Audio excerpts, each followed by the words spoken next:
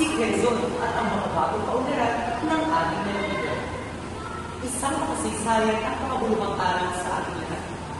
Ang tunay na kaunlaran ay hindi nasusukat sa taas ng kamusayan, kundi sa taas ng pangarap at pagkakaisa ng mga mamamayan.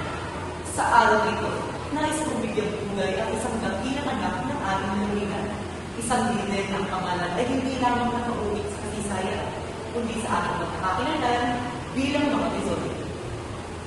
Siya si Manuel Luis Quezon, ang ama ng libong pambansa at Pangulo ng Commonwealth ng Philippines.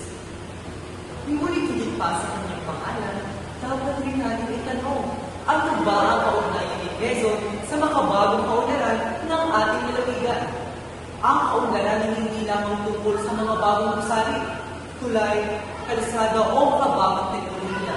Ang kaunlaran ay nagsisimula sa pagkakaroon ng malinaw na direksyon, matatag na pamumuno at mga mamamayang handang mag-isa para sa ikabubuti ng lahat. Iyan ang mga prinsipyo isinabuhay ni Manuel A. Quezon.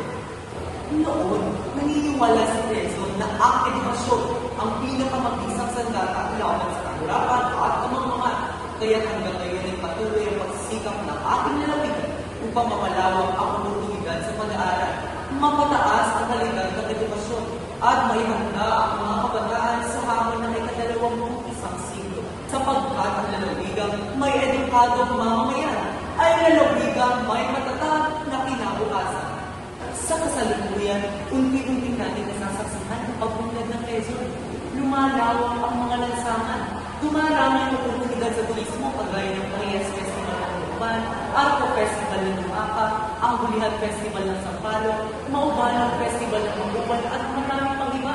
Isama na rin natin ang agrikultura, pangisdaan, at maliliit na negosyo.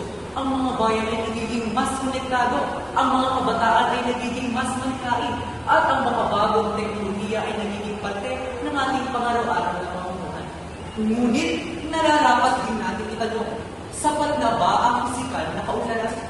Kung ang pag-unlad ay magdudulot ng pagkasira ng kalikasan, polusyon sa mga ilog at karagatan, pagkawala ng napakayamang kultura, matatawag pa ba natin itong tunay na kaunlaran?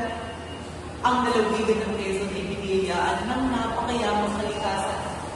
Cagayan Island, kabundungan ng Sierra Madre, ang Lamon Bay at Tayabas Bay, ang makukulay na tradisyon ng bawat bayan ay hindi lamang likas na yaman. Ito ay pamana sa mga susunod pang henerasyon. Hindi rin sapat ang pagkakaroon ng mga proyekto kung may mga mamamayan pa rin sa lahat sa bisentensyal buhay.